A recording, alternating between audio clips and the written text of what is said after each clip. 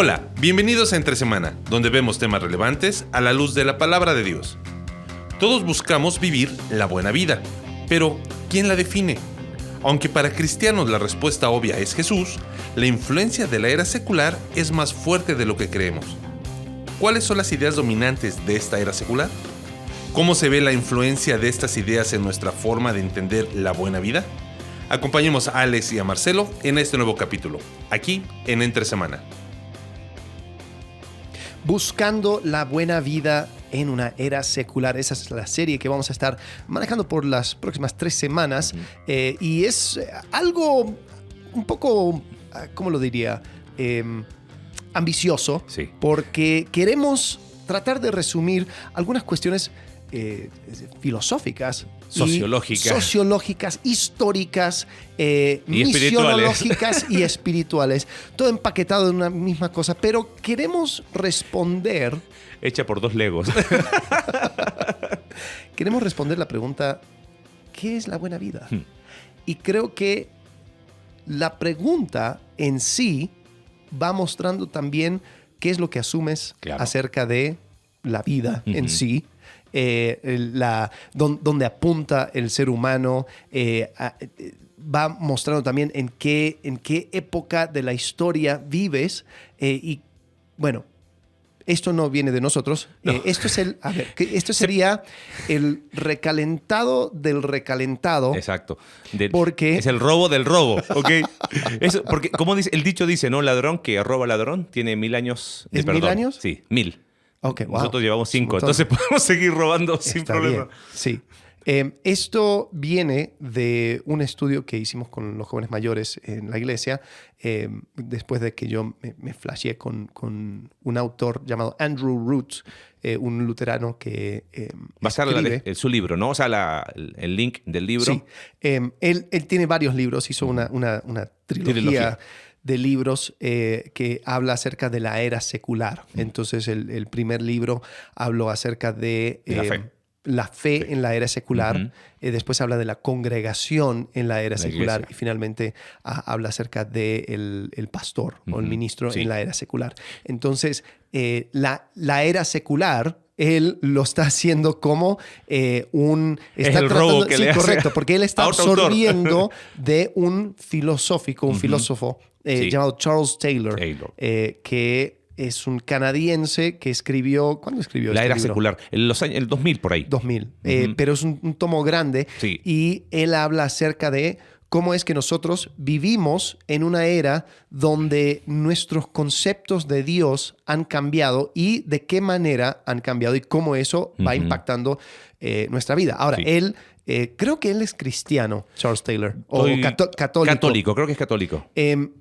Pero Andrew Root toma los conceptos que escribe Taylor y, como él es ministro, lo aplica a las verdades dentro de la iglesia. Es interesante porque en ese libro, ese está en español. Se puede conseguir, el de Charles Taylor. Sí. El de Andrew Root. Tiempo para leerlo. Sí. Yo empecé y abandoné la misión.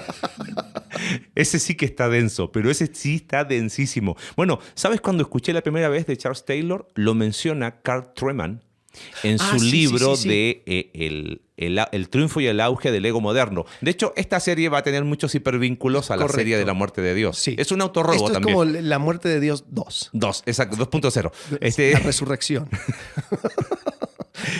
y él plantea no tanto el hecho de por qué hay menos creyentes o menos personas de fe, sino él intenta explicar cómo es que cambió la manera de desarrollar la fe en esta era. ¿No? Y volviendo a la pregunta inicial, porque la serie le llamamos En busca de la buena vida, y hoy hablamos específicamente de la era secular, ¿no? Pero de alguna forma, toda persona busca o tiene un concepto de una buena vida, ¿no? Seas cristiano, no seas cristiano, creas en una vida trascendente o no, independiente si seas de izquierda, de derecha políticamente, lo que quieras, todos tenemos un concepto de buena vida, sí, que está en nuestra mente y que no es fruto de, a ver cómo lo puedo decir, no es que si pudiésemos preguntar a 10 personas, a ver, ¿cuál es tu concepto de buena vida? Esas personas no se lo inventaron por sí mismas, Ajá. sino que es la suma de las influencias del mundo en el que están. Y ahí es donde es el punto de partida de esta conversación. El concepto de todos nosotros de la buena vida no es algo inventado. Y quizás tú dices, bueno, obvio, como cristianos sabemos cuál es la buena vida, ¿no? Salmón, ¿no? El fin de la vida, el fin de todo discurso es este, ¿no? Teme a Dios y guarda sus mandamientos. Eso es el todo, listo, ya está. Pero en la realidad, todos tenemos no sé si hay en el ideario colectivo, Ajá. está esta idea de la buena vida, Claro. que está influida por las ideas presentes en la sociedad de hoy. Y lo que dice Andrew Root, y lo que le robó a Taylor, y Taylor seguramente le robó a otro, es ¿qué es lo que la gente cree entonces en esta época que afecta la forma en que yo veo la vida? Ajá. ¿No? Sí, sí. Y es interesante lo que plantea Taylor. Él habla acerca de 3 categorías o épocas de la era secular, y él habla de secular 1, secular 2, secular 3. Y dice que nosotros estamos viviendo en secular 3. Ahora, vamos a ir a través de cada uno de estos para entender cuáles eran los cambios que se fueron dando entre secular 1, secular 2, secular 3, para entender también qué es lo que significa nuestra vida con Dios cuando, o sea, en la era secular en la cual vivimos. Ahora, simplemente lo digo desde ya, no vamos a responder mucho acerca de la buena vida en sí hoy, porque lo que estamos haciendo hoy es establecer el panorama, dónde estamos, y para poder identificar de dónde vienen nuestros conceptos acerca de la buena vida, ¿no? Quizás antes de entrar en esto de la tesis que sostiene Taylor y que toma Root de la era secular, tendríamos que explicar un poquito a qué nos referimos, porque quizás lo que nos escuchan dice, ok, vamos a hablar de la vida secular. No tiene que ver tanto. Hemos hablado en varias ocasiones de una de las pésimas cosas que ha hecho a la Iglesia, ha sido la diferenciación entre lo secular y lo sagrado, que hemos hablado que tiene raíces griegas, ¿no?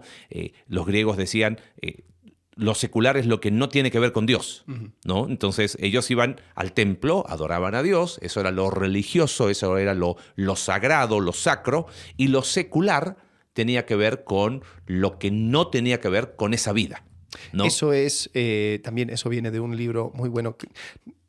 Creo que no hemos hecho ninguna serie basada en ese libro, de Clayton Christensen. Lo hemos mencionado un par de veces. En inglés Bastantes. es Assumptions That Affect Our Lives, pero sí lo tradujeron. Está en español, sí. Cuesta encontrarlo, pero está en español. Ajá. Bueno, sí.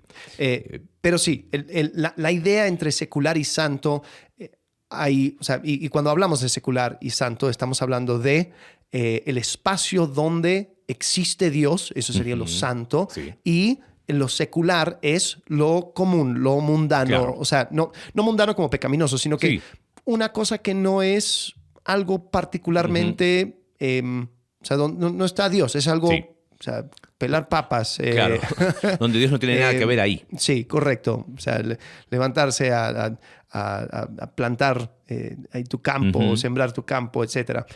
Y lo que hace Taylor es que establece primero el secular 1. Dice... Perdón, antes de ir ahí. Lo que ellos hacen no es hablar tanto de esa división de la vida de secular y santo, sino de verlo como una sociedad. Sí. No tanto en el individuo, sino de cómo la sociedad piensa que por 1000 años la sociedad giró en torno a una idea teocéntrica. La Edad Media, del año 500, para hablar de términos, para hablar en números absolutos, del 500 al 1500, toda la explicación tenía que ver con Dios y no había ningún problema. O sea, Dios era parte del enrejado sociológico. Es decir, las divisiones entre la era secular tienen que ver con la interacción entre lo secular y lo sagrado.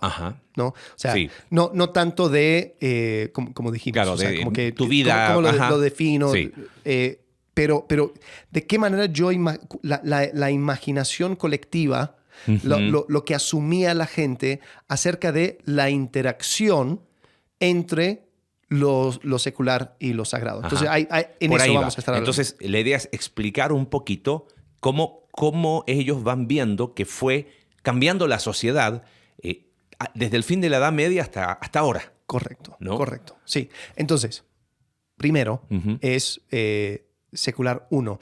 ¿Tú te acuerdas las fechas? Tú dijiste 500 a 1500, después secular 2 sería... No, de 500 a 1500, claro, sería la Edad Media como tal. Sí, ¿no? ajá. Después 1500 al 1700, al 1800, que es fin de la Ilustración, 1800 y algo, y ya el...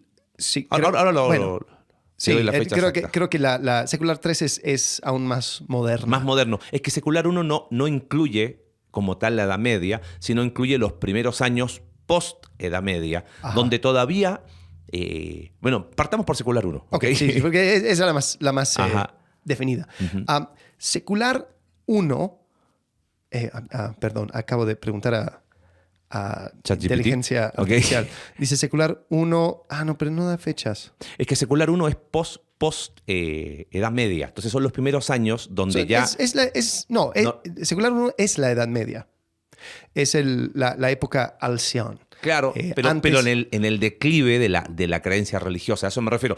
A ver, como es nuestro podcast, podemos hacer lo que queremos, pero la Edad Media como tal viene en un declive desde el año 1300 y por eso todo lo que sucede en 1500, reforma, renacimiento, caída del feudalismo, responde ya a un declive de entonces como que secular 1 incluye el final de la Edad Media, donde ya hay un declive, hay una cuestión donde la religión ya no se ve como antes y empieza a separarse iglesia de Estado. Ajá, bueno, aquí dice, según Charles Taylor, el inicio de lo que denomina secular 3 se titula... se titula en algún momento entre finales del siglo XB, eso es 15, 16, 17, claro, 18 y principios del 19. Taylor describe 3 etapas de la secularización. Secular 1, donde, sí, tienes razón, donde las instituciones eclesiásticas pierden poder y autoridad en la esfera pública. Secular 2 es donde la religión disminuye en términos de práctica y adhesión entre la población. Después, secular 3, la fase en que la fe religiosa ya no es axiomáticamente asumida y por todos, etcétera. Bueno, expliquémoslo en términos sencillos. Secular 1, secular 1. Post-Edad Media. Sí. Ahí tenemos que entender de que había en la manera de pensar en la interacción entre lo secular y lo santo, había una puerta enorme. Claro. Ruth describe la iglesia con una puerta enorme. Era un portal al mundo sagrado. Una persona quizás hacía su trabajo secular, o sea, trabajaba en la tierra, pero sabía que uno entraba al mundo sagrado al interactuar con la iglesia. Era interesante cómo es que ellos pensaban en las cosas. Por ejemplo, una de las cosas que tenían que prohibir era de que cuando se tomaba la misa no se llevaran la hostia a ponerlo en sus cultivos, porque decían, esto tiene un poder mágico. Claro. Todavía quedaban rezagos de las ideas mágicas de la Edad Media. Correcto. El mundo de secular 1 es un mundo donde hay... Es como algo multidimensional, donde sí existo, pero entiendo que hay, o sea, en los bosques hay hadas, hay un sentido de magia, de poder sobrenatural, que simplemente es, o sea, está en nuestro alrededor. Claro. A diferencia del año 1000, voy antes, a diferencia del año 800, donde el emperador Carlomagno es coronado por el Papa, entonces, ¿qué te muestra eso? Que todo el enrejado sociológico estaba unido por tema religioso. Acá estamos saliendo de la Edad Media, entonces es como que ya no está eso, pero no hay un rechazo. O sea, tú sigues teniendo tu fe en tu vida sin ningún problema. Hay libertad para practicar la fe. De hecho, ¿te acuerdas cuando vimos el amplio espectro de la cristiandad? ¿Por qué razón todas las ideas de la Reforma encuentran de alguna manera un campo de cultivo para que surjan? Es porque hay una crisis política con feudalismo y una crisis económica también, pero también todavía hay una libertad de fe. O sea, nadie te va a mirar feo porque dices yo creo en Dios. Al contrario, o sea, se asume que lo crees, solo que ya no tiene el poder que tenía en la edad de oro de la Edad Media, ¿no? Sí. Ahí es donde los sociólogos dicen se empieza a secularizar la sociedad. Ajá. ¿No? Sí, y lo que empieza a suceder es que hay esa separación entre... Porque había una pregunta en cuanto a los reyes. ¿Y los reyes están puestos por quién? Claro. Y es como que no, están puestos por Dios. Y es como que, ok, entonces ¿por qué tiene el derecho sobre mí? No, porque Dios así lo puso. ¿Y de qué manera? Y después, o sea, como que, bueno, sí, pero él está ahí porque ganó la batalla tal. Exacto. Entonces, había como un concepto de que quizás las cosas no están tan conectadas, pero sí había un conocimiento, un entendimiento de que había un plano sagrado, un plano secular. Entonces, pero uno vivía y se movía entre esos mundos con facilidad. Claro. Ahora, quizás el distintivo más fuerte acá es que hay una separación, de alguna manera. Estamos hablando en Europa, porque en Latinoamérica llegó a fines de 1800. Claro. Pero empieza a haber, entre comillas, una separación entre iglesia y Estado. Sí. No es del todo, porque la influencia hay, pero se empieza a ver una cierta separación de lo político, como tú decías, pero ¿y qué le dio a este derecho a reinar? ¿No? Pero eso no significa que había un rechazo hacia lo religioso. Al contrario, la iglesia seguía siendo el faro de la moralidad. Ajá. El faro de dónde le encuentro significado a la vida. Anda donde el cura, anda donde el sacerdote, anda donde la iglesia, cualquiera sea, ¿no? Eso era un poco lo que estaba pasando en Secular 1. Sí. Entonces, vamos de ahí a Secular 2. Sí. Secular 2 es básicamente donde empezamos a tener una separación no solamente entre la vida política y la vida religiosa, sino que empezamos a tener un entendimiento de que hay espacios donde existe o donde influye el pensamiento sagrado. Ajá. Y donde no. Secular 2 lo pondríamos en fecha entre 1800 y 1900. Sí. Porque es siglo XIX y siglo XX. Correcto. Porque ahí surgen explicaciones del mundo, lo que vimos en la muerte de Dios, donde ya no es necesaria una explicación religiosa. Correcto. Entonces, por primera vez, la sociedad como tal, como por eso hace un análisis sociológico, ya está empezando a tener una explicación en la cual puede prescindir de Dios. Bueno, a ver, un ejemplo sería,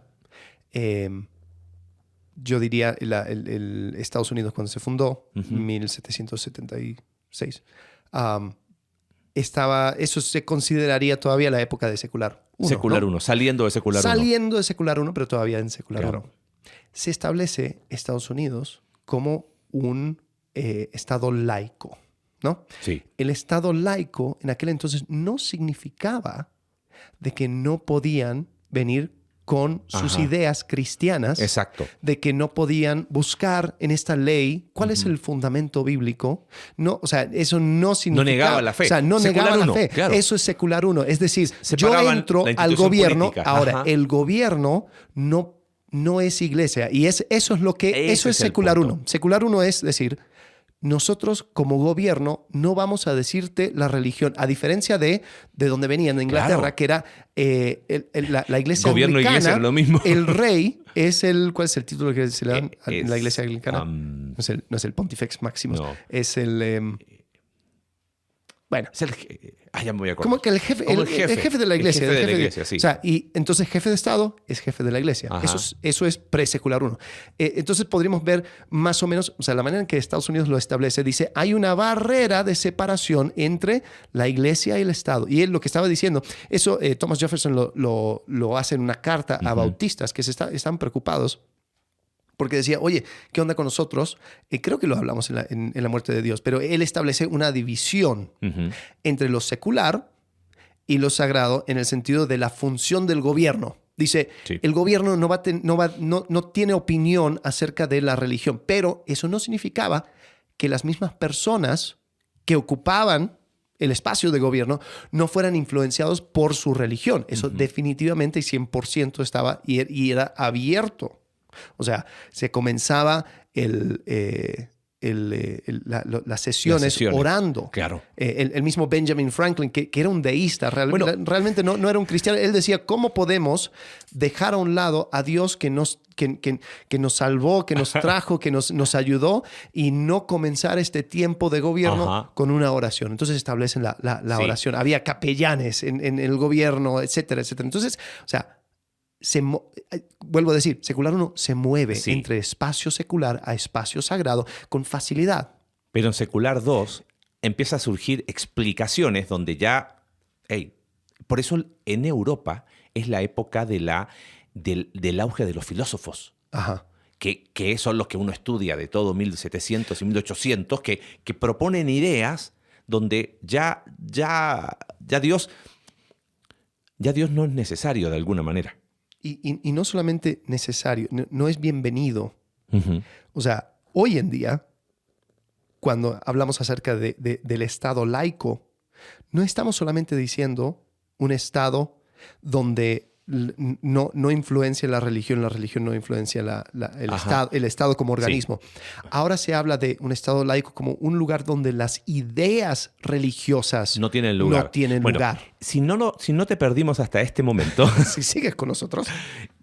esta es la razón por la cual queremos llegar a hablar de secular 3, que es donde la fe es simplemente una opción entre muchas y donde tiene una expresión absolutamente privada, donde casi hablar de Dios puede ser... si tú llegas a decir es que yo creo en Dios, hasta una persona puede sentirse ofendida porque mencionaste la palabra Dios. Correcto. Y eso es algo privado tuyo. Sí. No tienes por qué, ni siquiera tendrías que ponerlo en redes sociales porque me ofende ver una imagen religiosa porque vivimos en una sociedad laica. Sí, correcto. ¿Entiendes? Sí. Ese es secular 3.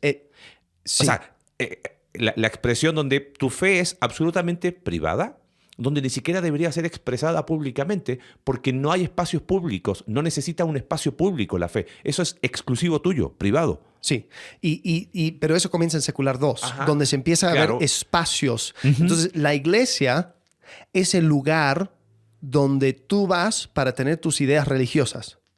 El lugar de trabajo es donde... No, eso no entra no tienes aquí. Por qué entrar por ahí. favor, no tengas esas conversaciones aquí. No, entonces como que se delimita.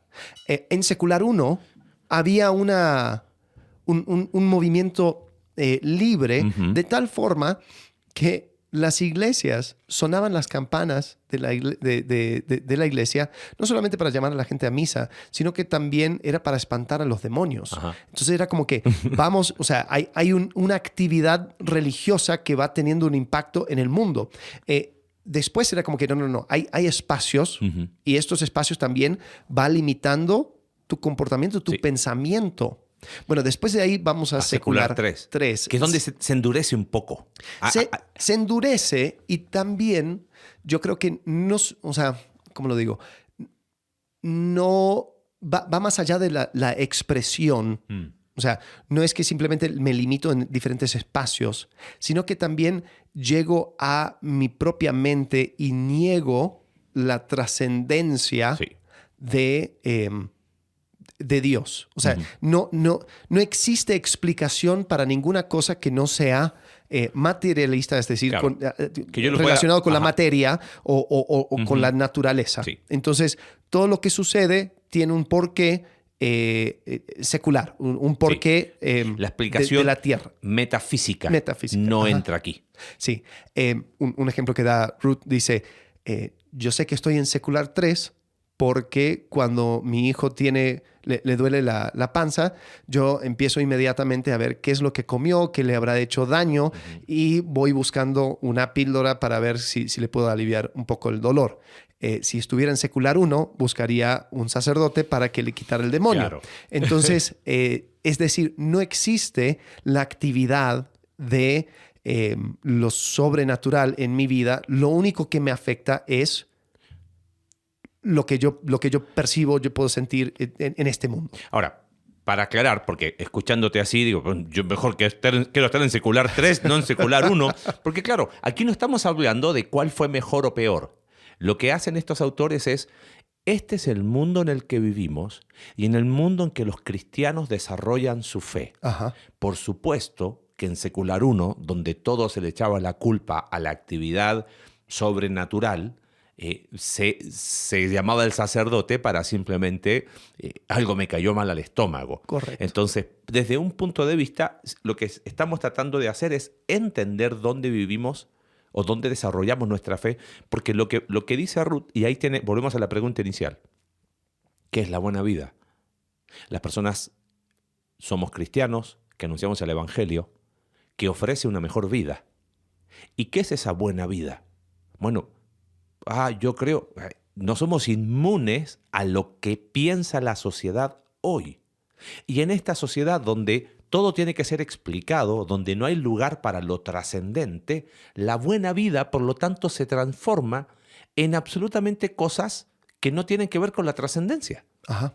Y aún la misma espiritualidad se habla en términos de salud mental. Ay, qué bueno que tú eres cristiano. Eso ayuda tanto con dar paz interior. Es como que sí, pero no, o sea, no lo hago por una expresión o sea, no tiene que ver con mi salud mental ni mi mejoramiento. O sea, me conecto con un Dios inmanente y trascendente.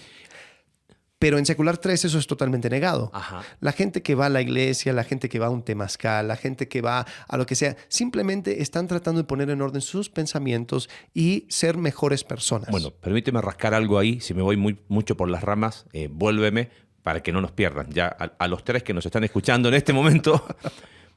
Bueno, por eso tratamos de hacer una serie más light y después empezar. Pero es que es importante, porque secular 3, la fe es vista como una opción más. Ahora, bueno, ¿y acaso no es una opción más? El problema es que es una opción más diluida e igualada a la opción agnóstica, a la opción New Age, a la opción de búsqueda ¿cómo se llama? De tus chakras, a la opción de yo me conecto con la tierra, a cualquier expresión de desarrollo, no material.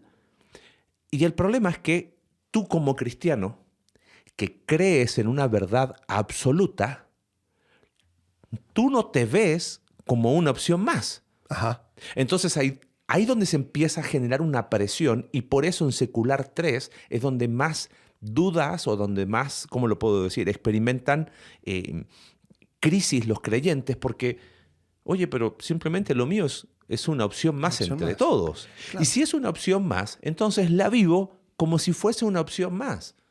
Hoy es como los sistemas operativos. ¿Cuál es tu opción? Windows. No, yo estoy ¿cómo se llama? Con sistema operativo de Apple.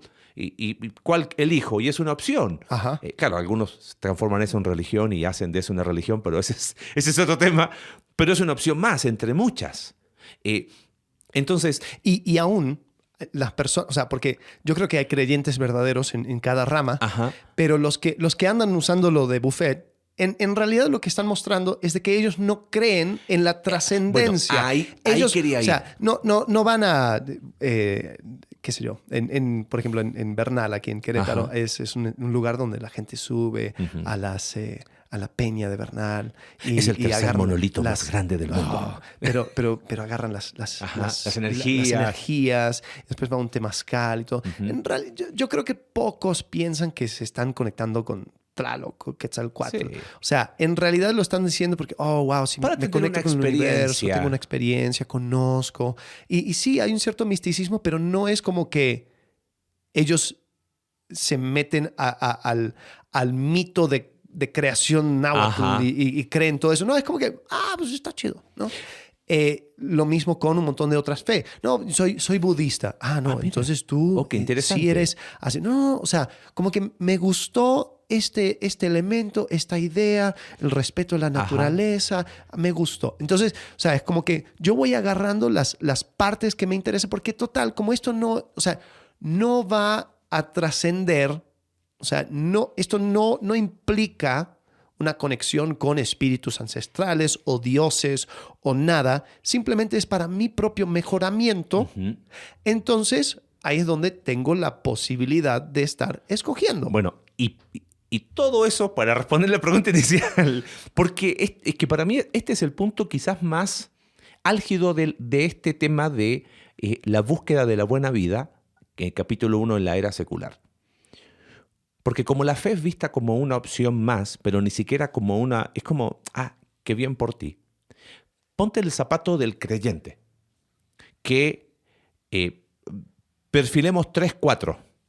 Gente que ha agarrado a bibliazos a los otros y has visto como un fundamentalista casi del tipo musulmán, ¿no? El talibán cristiano. Error, totalmente. Después está el otro que dice, oye, pero yo creo que Jesús es la verdad, creo que la palabra de Dios es verdad, pero yo soy visto como uno más y veo lo demás como uno más, y como empieza como, ok, está bien, qué bien por ti, te felicito, qué admirable que tengas esa búsqueda espiritual. Entonces empieza como un autocuestionamiento de, ¿será que realmente lo mío es exactamente igual al que creen los chamanes, al que creen los pitufos, al que cree cualquier cosa? Entonces, la expresión de ese cristianismo se diluye producto de vivir en esta era secular 3. Sí. Por lo tanto, la búsqueda de la buena vida de una persona que cree en los chamanes y la persona que dice creer en Jesús no es muy diferente. Correcto. Y ahí está el punto. Entonces, y para demostrar esto, había unos sociólogos que hicieron un estudio. En el año 2005 escribieron un libro del sociólogo Christian Smith y Melinda Lundquist Denton. Escribieron un libro llamado Búsqueda del alma, las vidas religiosas y espirituales de los adolescentes americanos. Entonces, hizo una encuesta y este proyecto trataba de entender qué es lo que creen los jóvenes acerca de Dios, qué es lo que, cómo ven esta cuestión de la religión y cómo lo podremos definir. Entonces el estudio terminó arrojando estas 5 cosas que creían los jóvenes en general y lo llaman deísmo terapéutico moralista. ¿Por qué deísmo terapéutico moralista? Porque estos sociólogos se dieron cuenta de que las ideas que tenían los jóvenes acerca de Dios respondían a la realidad en la que vivían, que es secular 3. Sí. Entonces, las 5 categorías de sus creencias son estas. Número 1, existe un Dios que creó y ordenó el mundo y vela por la vida humana en la tierra. Amén. Okay. Después, Dios quiere que las personas sean buenas, agradables y justas entre sí, como se enseña en la Biblia y en la mayoría de las religiones del mundo. Número 3, el objetivo central de la vida es ser feliz y sentirse bien consigo mismo. Número 4, Dios no necesita estar particularmente involucrado en la vida de uno, excepto cuando se necesita a Dios para resolver un problema. Y número 5, la gente buena va al cielo cuando muere. Entonces no tenemos un Dios inmanente, un Dios presente. Tenemos un Dios que no está activo en la vida de las personas, excepto cuando uno necesita una ayudita, ¿no? Tenemos un Dios que, si bien existe, Él existe para mi bien. Él quiere que las personas sean felices. Por eso es deísmo terapéutico moralista. Desglosemos un poquito eso. Destilemos un poquito esas 3 palabras. Partamos por moralista, porque suena bastante bien en la superficie, pero es un peligro. Porque este estudio que se hizo decía que los jóvenes decían que sí, que es importante ser una buena persona y que eso nos da dar felicidad. Hay que ser una persona moral, ¿no? Y yo a veces percibo, muchas predicaciones moralistas en nuestras iglesias. No digo que la moral está mal, Ajá. sino que la moral como fruto de una vida transformada es una cosa, pero la moral como búsqueda de ser una buena persona que simplemente, no sé, estoy hablando de que en las esquinas pare para que pase el peatón cuando va manejando. ¿Por qué? Porque hay que ser buena persona. Pensar que eso no está mal, pero pensar Claro. que ese es el todo, Sí. desligado de mi espiritualidad, ahí está el problema. Y la verdad, yo creo que si le rascas un poco a la gente que dice, no, es que hay que ser buena persona. Al fondo de Porque eso es... queremos un mundo mejor. No solamente eso, es porque quiero sentirme bien conmigo mismo. O sea, siempre apunta a mí mismo. Entonces, yo por quiero eso- sentirme bien conmigo mismo y quiero sentir que soy una buena persona. Por eso es terapéutico. Ajá. Entonces, porque como soy una buena persona, mira, yo soy el único que en las esquinas, donde en nuestro país, acá en México, cruzar una calle puede ser un riesgo. Fatal. Claro, por ejemplo, en Chile, tú pisas un paso peatonal y ya se masificó. Antes eran algunas ciudades, hace 30 años atrás, pero paran los autos. Ajá. Y tienes que parar porque tienes que parar. Acá no. Entonces, no, mira, somos de los pocos que... Pero ¿a quién hace sentir bien eso? ¿Lo hago por el peatón? Dando ese ejemplo. Ajá. No, me hace sentir bien a mí. Y me ¿cómo se llama? Y me froto el pecho diciendo, bien por mí. Entonces, por eso es terapéutico, porque me hace sentir bien. Y ellos hablan de deísta porque ni siquiera hay un concepto de Dios desarrollado. Correcto. Simplemente es, bueno, existe, pues nos ayuda Sí. de vez en cuando. ¿Y quién es Dios? ¿Y quiere qué que la gente sabes sea de él? buena. Claro, ¿y qué sabes de él?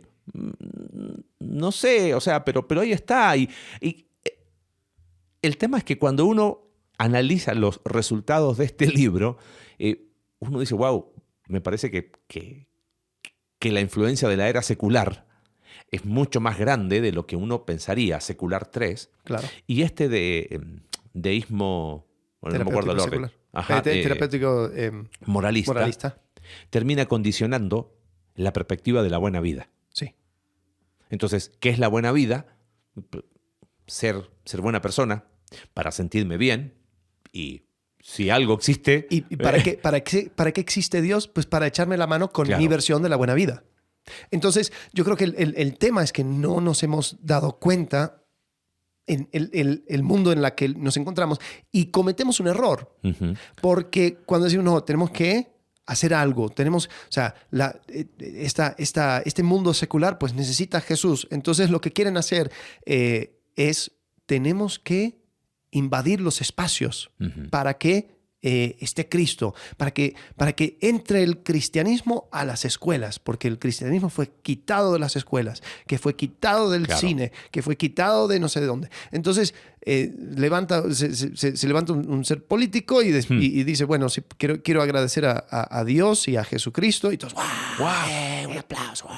Es cristiano. Es cristiano. Entonces ya estamos cristianizando esos espacios olvidados. Y la verdad es que no necesariamente va por ahí. O sea, porque eso es tratar de ir de secular 3 a secular 2. O sea, donde una vez más empezamos a tener espacios y tratamos de ganar terreno en los espacios Sí. que antes eran seculares, a ser los religiosos. Y yo creo que el tema viene mucho más adentro y tiene que ver con cómo es mi percepción de Dios y de qué manera interactúa conmigo y en esta vida. Y yo creo que tenemos que dejar espacio para misterio. Mm. Hay elementos misteriosos de nuestra vida que hemos delegado a cambios tanto biológicos como de entrenamiento, ¿no? O sea, hablamos del discipulado, ¿no? Ujú. Por ejemplo, en el mundo de la iglesia, el discipulado. No, bueno, estoy entrenando mi mente, mi corazón, estoy mejorando, estoy quitando estas cosas, y uno piensa, o sea, bueno, entre tú y los perros de Pablo, pues no hay mucha diferencia. O pura fuerza de voluntad y citamos libros que quizás no son cristianos, pero hablan acerca del valor de la disciplina y todas esas cosas son buenas. Pero pensamos que eso es Ese es el la vida todo. cristiana. Y nos olvidamos de que hay un acto misterioso que sucede donde es la interacción entre Dios y el ser humano, donde Dios vive en nosotros y nosotros nos parecemos más a Dios, pero no a través de la fuerza humana, sino al rendirnos a la actividad transformadora de Dios en nosotros. Eso es un misterio. Yo no te lo puedo llegar a comprender, pero si creo en un Dios inminente, inmanente. Entonces, Inmanente es que se mete en nuestra realidad, opera aquí, en mis cerca. coordenadas. Sí. Pero al mismo tiempo es trascendente. Es trascendente. Entonces, él es más grande que nosotros, de lo que nosotros pensamos y está más cerca de lo que nosotros pensamos. Entonces, el abrirnos a ese misterio, incluso al decir yo creo que Dios me está queriendo decir algo y quiero sentarme a descifrar qué es lo que me está diciendo. Muchas veces, qué sé yo, o sea, una persona que siente así, si vive en secular 3, dice, creo que ando medio sensible, creo que comí algo, creo que, qué sé yo, las mujeres, estoy en una parte de mi ciclo. Y si es Dios, ¿te has puesto a pensar que podría ser Dios? ¿Podría ser que Dios quiere hablar contigo, que quiere transformarte? Entonces, no hay espacio para algo así. Ahora, no hay espacio, exacto. En secular 3 no hay espacio para eso. Y pensando un poco en lo que decías recién del deísmo terapéutico moralista y secular 3 y el rechazo a cualquier cosa que tenga que ver con misterio, en esta era hablar de misterio es casi una... ¿Cómo sería la palabra? Es una declinación a pensar. No, todo tiene que tener una explicación. Y hemos dejado de lado ese espacio de misterio inexplicable donde Dios está obrando. Ahora, llévale eso a las predicaciones modernas. Las personas y los predicadores tienen esa relación de necesidad. Tú dame 3, 4 tips para vivir la vida hoy. O sea, no me hables de cosas trascendentes. Me vas a venir a hablar de cielos nuevos y tierra nuevas que ni siquiera puedo con los actuales si quieres que piensen eso. Tú dame 3 consejos. Y muchas veces los predicadores, y me incluyo, hemos caído, soy de la tribu que salió de ahí, porque en el afán de ser práctico, pragmático, caemos en era secular 3. Sí. Entonces, simplemente queremos darle algo práctico a las personas. Y termina que siendo les una sirva. Autoayuda, Claro, medio pulido, con un par de versículos. Sería deísmo. Es un Dios, pero que si pudieses decirle a una persona, ¿me puedes explicar quién es Dios en tu vida? ¿Y cómo obra en tu vida? ¿Y qué sabes de Él? ¿Y qué conoces de Él? ¿Y cuánto Él te conoce a ti?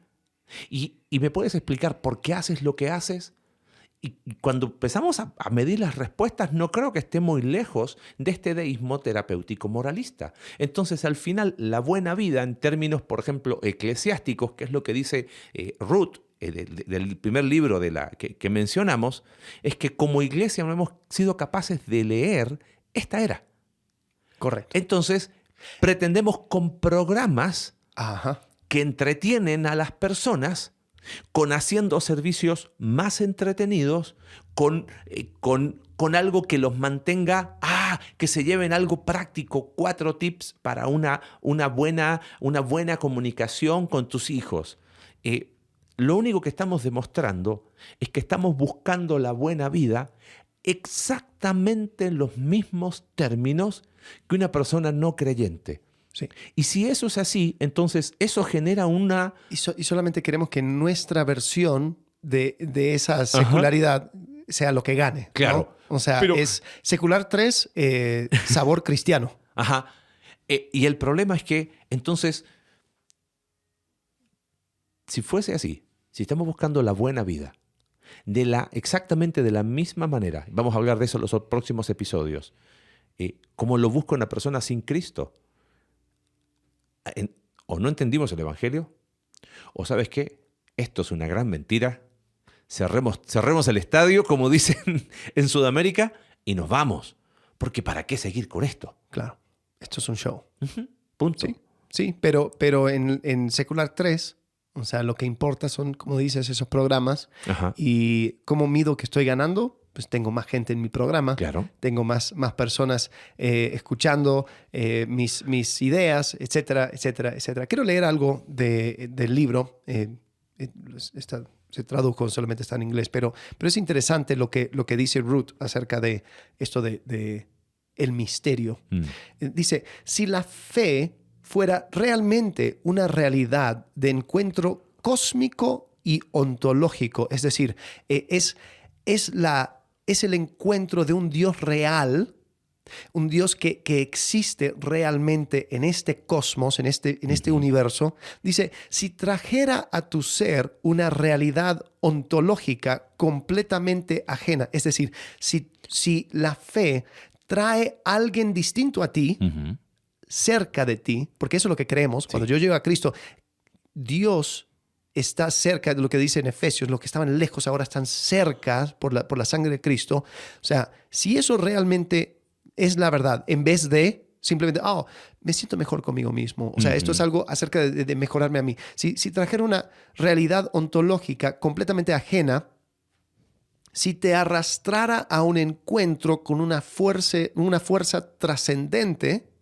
entonces sería necesario definir su forma y su posibilidad una y otra vez. Si, por ejemplo, se creyera realmente que el bautismo es una muerte y una resurrección, donde la persona muere en el agua para salir de ella, ya no viviendo, sino Cristo viviendo en ella, paréntesis, Watchman Nee, la vida cristiana normal, es increíble porque te permite, o sea, porque Nee toma eso como verdad. Sí. Tú moriste.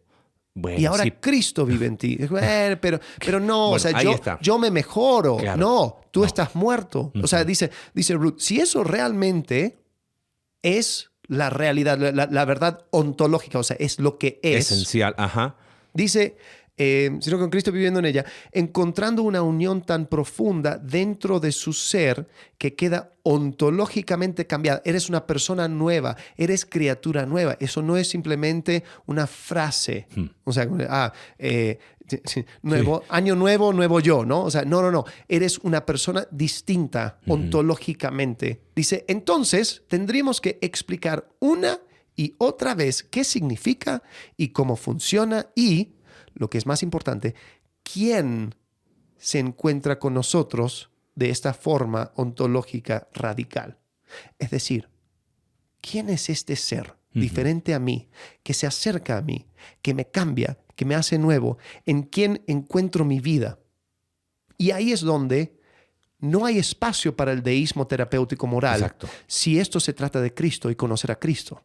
Pero eso es rechazar la proposición de Secular 3, en decir, yo existo en un mundo donde lo santo, lo sagrado, el mundo espiritual sí trasciende, sí tiene un impacto.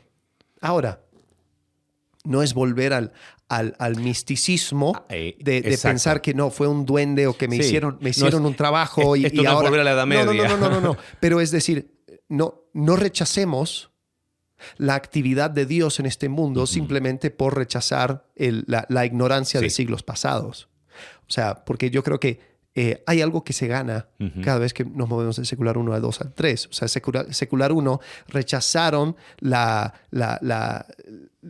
lo que postulaban los reyes. No, yo soy rey porque Dios de política, así lo quiso. Es como que no, voy a rechazar eso. Ok, va, está bien. Pero yo creo que con este avance secular, aunque se ganaron muchas cosas, se perdió la trascendencia.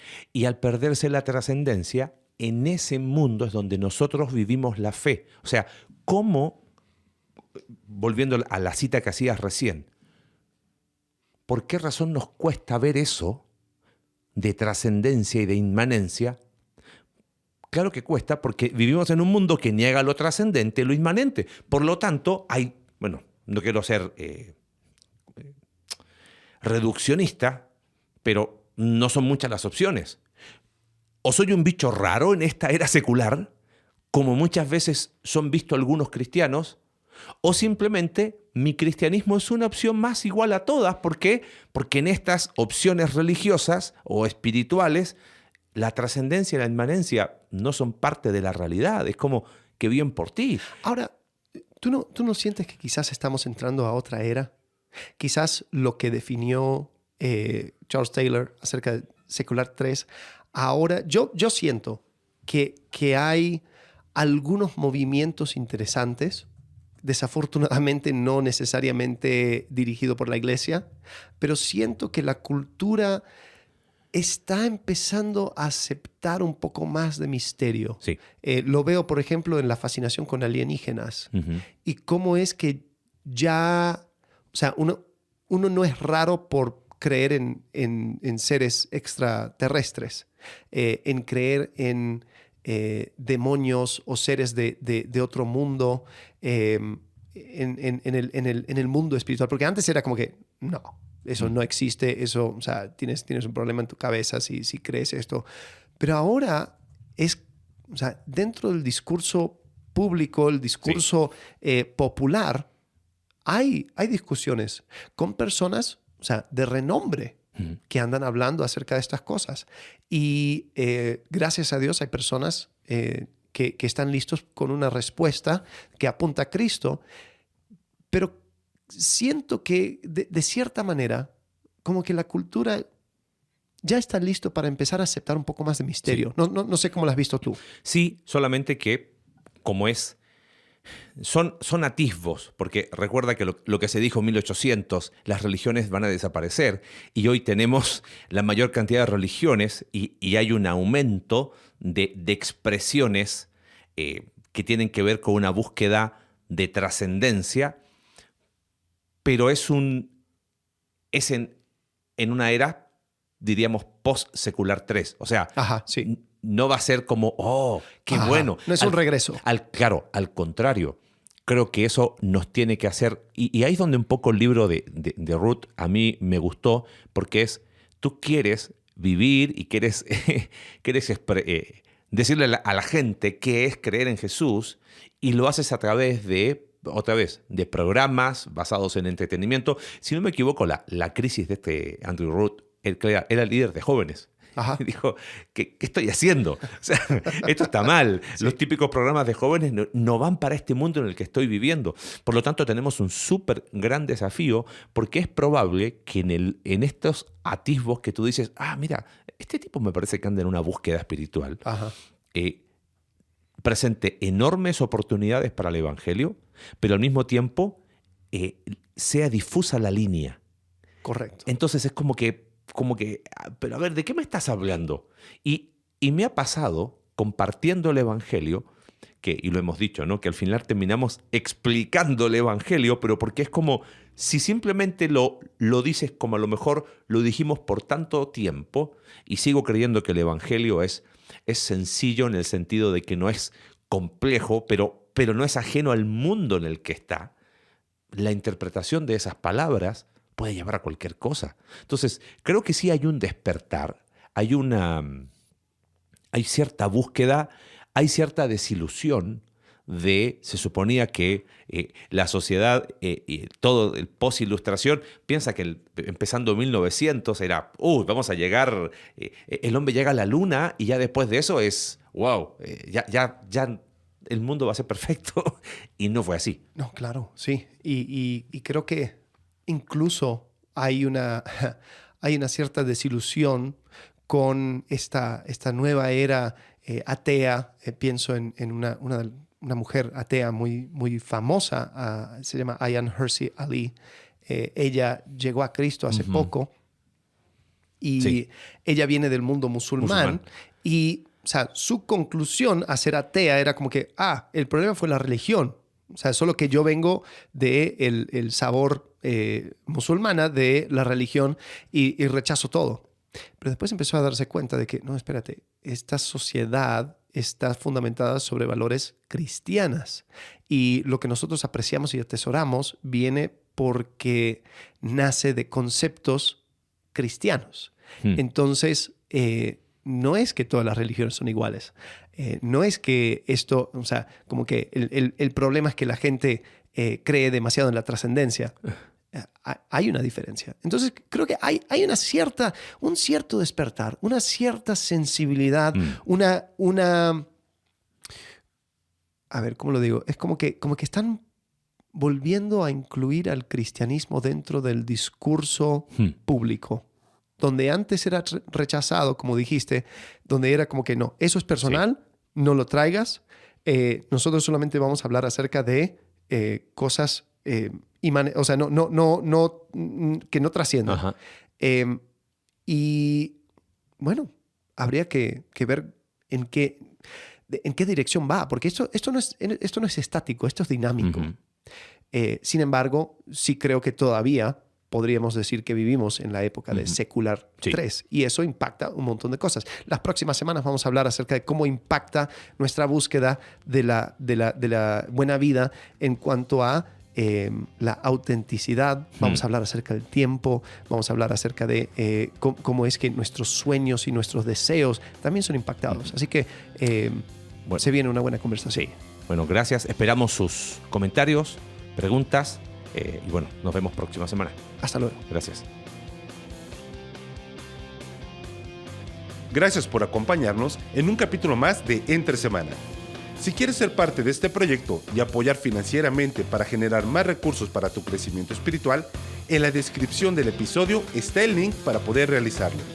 Recuerda que puedes seguirnos a través de nuestra página web icv.mx/entresemana y puedes enviarnos tus preguntas a entresemana@icv.mx y en X @entresemanacv. Ayúdanos a difundir este contenido dejándonos tu valoración en tu aplicación de podcast favorita.